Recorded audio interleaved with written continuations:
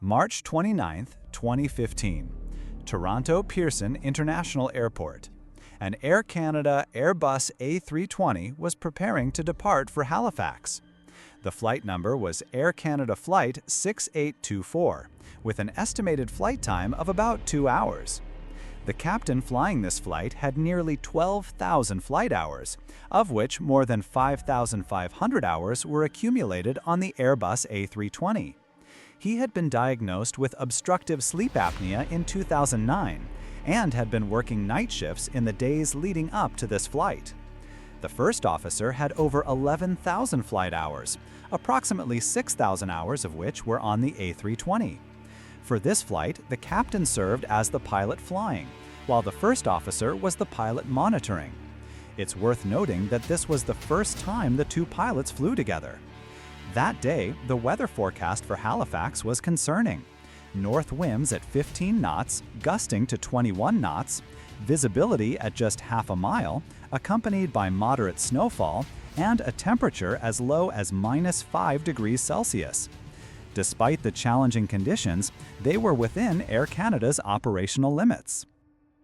In Halifax, winter storms are nothing unusual, but on this night, the heavy snowfall, strong gusts, and a basic runway lighting system dating back to a simpler era would together create extreme conditions, enough to challenge even this experienced flight crew.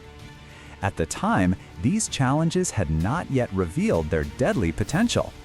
Flight AC-624 had a total of 138 people on board, including 133 passengers and 5 crew members. Transport Canada had recently introduced a new regulation allowing 1 flight attendant per 50 passengers to align with US and EU standards. However, this reduced 150 crew-to-passenger ratio meant that flight attendants were now responsible for managing multiple emergency exits. The only requirement was that they receive special training for operating dual exits. Although Transport Canada mandated such training, airlines like Air Canada were allowed to implement the new crew ratio before providing that training across the board. At the time of this flight, not a single cabin crew member had received the required dual exit operation training. In fact, they did not even know that such training was necessary. At 10:05 p.m. local time, Flight 624 climbed over Toronto airspace. This was when the real challenge was just beginning. As passengers settled in for the short eastbound flight, the pilots were already planning contingency options. They discussed changing the alternate airport from Montreal to Moncton. This adjustment would allow them more holding time in case landing in Halifax was delayed due to weather. As part of the approach planning, the crew meticulously calculated the cold temperature correction values needed for a precise descent path into Halifax. In extreme cold like that night, an aircraft's altimeter can give inaccurate readings, showing an altitude higher than the actual altitude. This is a deceptive and extremely dangerous error. The closer to the ground, the larger the discrepancy becomes, even requiring the minimum descent altitude to be carefully adjusted. While Flight AC-624 cruised at 35,000 feet, a winter storm continued to intensify over Halifax. Unlike most major runways, Halifax's runway 05 was equipped with only basic lighting. Stretching 1,500 feet from the runway threshold was a simple approach lighting system consisting of just 5 lights spaced 300 feet apart. In the United States, a runway like this would not have even qualified for an instrument approach under the prevailing weather conditions. Yet the approach ahead of the flight crew was hiding several dangers that had not yet been revealed. The runway's uphill terrain created a hazardous visual illusion, and a previously undetected control panel configuration error only added to the danger. When the pilot set the runway lights to brightness level 4, the system automatically dimmed the approach lights to level 2 brightness. This critical oversight would soon have serious consequences for them. At the far end of the airport, visibility sensors recorded drastic fluctuations in visibility, between 1,600 and 4,000 feet within just 15 minutes. These were crucial data for flight safety, yet the flight crew never received them. In addition, the Precision Approach Path Indicator, PAPI, used to guide final approach, was operating at reduced power and had not been adjusted since the previous morning. These PAPI lights are a critical visual aid for pilots, regardless of weather conditions. They consist of 4 lights arranged along the side of the runway. Seeing all white lights means the aircraft is too high. All red lights indicate it is too low. The ideal indication is 2 red and 2 white lights, signifying that the aircraft is precisely on the optimal glide path. Weather in Halifax continued to deteriorate. Snowplows were working hard to clear the runway. Given these weather conditions, the flight crew made a strategic decision to hold over a navigation waypoint called SATI, since they had enough fuel to wait until 1 a.m., hoping that the weather would improve by then. But the question remained, would the weather improve in time? At 11:34 p.m., Air Canada Flight 624 began holding over Halifax airspace, circling in the darkness. Meanwhile, a shift change was underway among the air traffic controllers in the tower. Earlier, the flight crew had requested that the runway lights be turned up to maximum brightness, but for some reason, this request was never carried out. This seemingly minor detail would soon have serious consequences for the crew. That night's approach required extreme precision.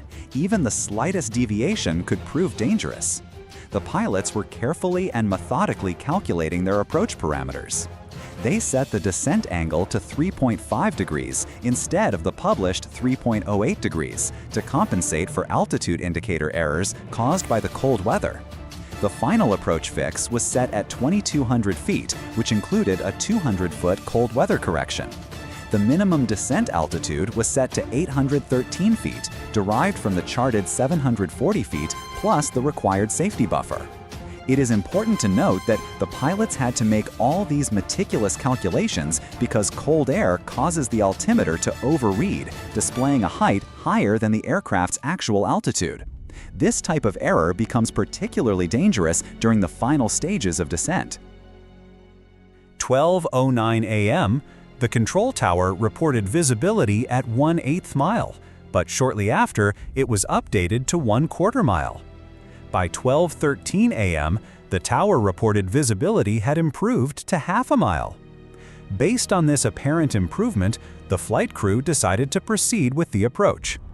At 12:16 a.m., Air Traffic Control guided Flight 624 to a navigation point known as ACUS, located 11 nautical miles from the runway threshold, and cleared the aircraft to descend to 4,000 feet. As the aircraft flew, the snowfall intensified. Snowflakes pelted the windshield like sparks from a forge, almost completely severing the crew's visual contact with the outside. At 12:23 a.m., the plane was 12 nautical miles from the runway threshold and stabilized at 3,400 feet. The pilots began a left turn to intercept the airport's localizer. At this point, the crew's attention was likely switching back and forth between the instrument panel and the snow-filled view ahead, hoping to catch even a glimpse of ground reference points. 3 minutes later, at 12:26 a.m., the plane was about 8 nautical miles from the runway. The airport instructed them to lower the landing gear, but the landing lights were still off. This is a common flying technique used to reduce snowflake reflection, which can interfere with the pilot's vision. When the aircraft was 6.7 nautical miles from the runway threshold, it was right on the expected path. Landing gear was deployed, flaps were set, the entire aircraft was fully configured for landing. Amidst the swirling snow, the aircraft began its descent. But something was subtly going wrong. Unknowingly, the crew began descending a few seconds too early, 0.2 nautical miles before the proper final approach fix. In the precise mathematical world of aviation, even such a seemingly tiny deviation can soon lead to serious consequences. The strong winter winds didn't help either. They acted like invisible hands, constantly pushing the aircraft off its intended path. And the Airbus A320's autopilot faithfully following its preset instructions, was unaware of the bigger issue. As these gusts pushed the plane lower, the autopilot continued maintaining the programmed descent angle. As a result, the descent path appeared correct, but in reality, the aircraft was flying below the optimal glide path. Even worse, the flight crew was not actively monitoring their vertical flight path during the approach. Although the exact cause of the incident had not yet been publicly disclosed at the time, the most critical factor in this event was the captain's decisive response and strict adherence to safety procedures, which ensured the absolute safety of the passengers. So, what does a fuel filter warning actually mean? This warning indicates that there was an issue with the fuel system of one of the aircraft's two engines, specifically in the fuel filter section. When the filter becomes clogged or an abnormality is detected, the system automatically triggers a warning. This suggests a possibility of fuel contamination or the presence of impurities in the fuel. Such a situation can affect the stable operation of the engine and therefore is classified as a serious event.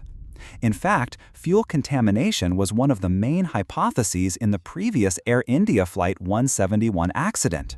The hypothesis suggested that abnormal engine performance could have led to a loss of thrust. Since that incident, Air India pilots have been trained to remain highly alert whenever there are any abnormalities involving the fuel system. In reality, fuel filter warnings are extremely rare, but if such a warning does occur, the standard procedure is to immediately return to the nearest suitable airport. Even if only one engine is affected, it must not be taken lightly. At this point, the pilots could only see some lights and were unaware that they had already deviated from the normal approach path and were flying too low.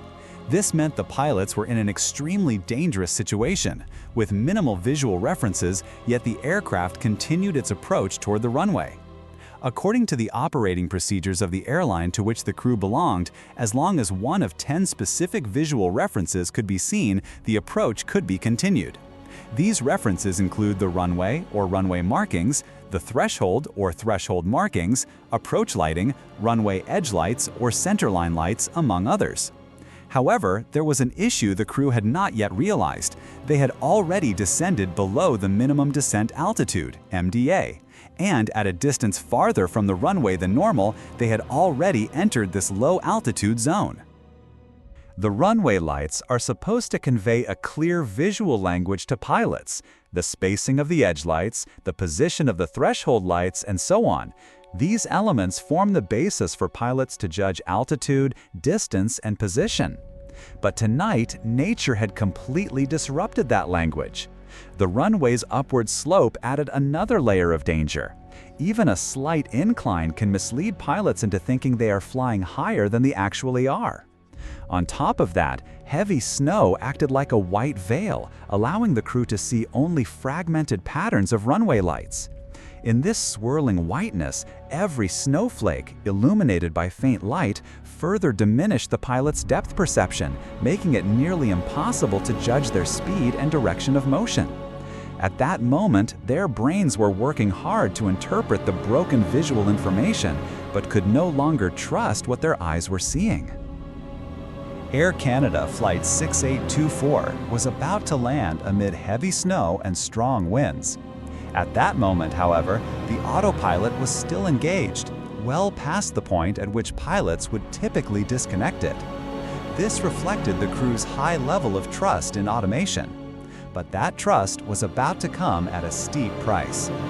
At 12:29 a.m., the captain finally disengaged the autopilot and began manually flying the aircraft, while the radio altimeter began counting down the altitude with mechanical precision. 150. Suddenly, the first officer shouted, "Pull up!" But it was already too late. Power lines were struck and severed, plunging the entire airport into darkness. At that moment, the aircraft was still 740 feet short of the runway. The captain reacted instantly, pushing the throttles to full power and initiating a go-around maneuver in one fluid motion. But time had run out. At exactly 12:30 a.m., the left wheel struck an approach light. Then came the impact. The landing gear slammed into a snow-covered embankment, causing the aircraft to shudder violently. It collided with the airport's localizer antenna array, briefly became airborne again, and then crashed once more. The entire cabin was plunged into darkness as power was completely lost. Inside the cockpit, the shoulder harnesses of both pilots failed during the impact. The captain's head struck the sun visor, and the first officer suffered serious injuries to his eyes. The fuselage was severely deformed from the impact. The nose landing gear collapsed, and the main landing gear was torn off violently, transforming into deadly high-speed projectiles that pierced the aircraft's horizontal stabilizer. A cargo bay beam punctured the cabin floor, and a coffee maker from the galley broke loose during the crash, striking one of the flight attendants. In the powerless and darkened cabin, the public address system had completely failed. Evacuation had to be carried out without announcements, without lighting, and without electricity. Passengers spontaneously evacuated through the 4 overwing emergency exits, stepping into the freezing cold Halifax night. Emergency responders quickly arrived at the scene, but darkness and the snowstorm made evacuation efforts extremely difficult. Most injuries were caused by passengers failing to adopt the brace position, as no one had anticipated an emergency. The crew also had no time to prepare for the impact. The accident resulted in 1 serious injury and 24 minor injuries. Astonishingly, 113 people were completely unharmed. These figures obscure the fact that they were only a step away from total catastrophe. In the subsequent detailed investigation, authorities determined that the likely cause of the accident was the flight crew's decision to continue an unstable approach despite deteriorating weather conditions. Several critical factors combined to contribute to the occurrence of this accident. The core of the accident lay in a systemic issue. Air Canada's operating procedures did not require flight crews to continue monitoring the aircraft's altitude and distance from the runway after passing the final approach fix. This omission was, in fact, a violation of both Air Canada's own guidelines and Airbus manufacturer procedures. This critical oversight was missed by Transport Canada, the regulatory body responsible for reviewing and approving Air Canada's Flight Operations Manual and Standard Operating Procedures. As the pilots followed company protocols, they failed to realize the aircraft had deviated from the intended glide path and was flying too low. They were flying in what's known as guidance mode, which does not provide true vertical navigation. It simply maintains a fixed descent angle. The airport's lighting configuration further exacerbated the danger. When the crew requested the runway lights to be set to full brightness, level 5, the control tower instead set them to level 4, providing only 25% of the maximum brightness. Even worse, at level 4, the system automatically dimmed the approach lighting system to brightness level 2. Providing less than 1/3 of maximum brightness, this lighting setting greatly reduced the pilot's visual references under such severe weather conditions, further worsening an already difficult situation. The significant drop in illumination made it nearly impossible for the crew to accurately judge their position relative to the runway. This undoubtedly increased the difficulty of the approach. Plan continuation bias, a deeply ingrained psychological tendency in humans to stubbornly adhere to the original plan even when circumstances have clearly changed, was identified as another major contributing factor. This cognitive bias delayed the crew's recognition of the abnormal situation. By the time they made the decision to execute a go-around, it was already too late. As for the captain, he had been previously diagnosed with sleep apnea. However, the investigation report found no evidence that fatigue played a significant role in the accident. Following the accident of Air Canada Flight 624, Air Canada revised its flight operations procedures and pilot training programs. The Halifax International Airport Authority upgraded its runway lighting system, and the Canadian government issued new regulations regarding runway lighting settings.